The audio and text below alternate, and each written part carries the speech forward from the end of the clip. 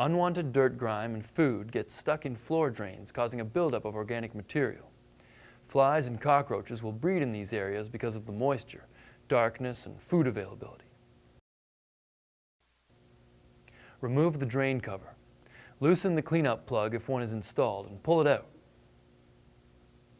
Hot water can loosen and dislodge residue stuck to the inside of the drain. Now clean the sides using a scraper to get rid of the buildup.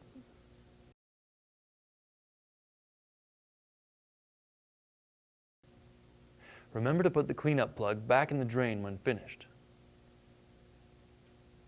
A regular maintenance program with bioremediation products will help prevent buildup in your floor drains.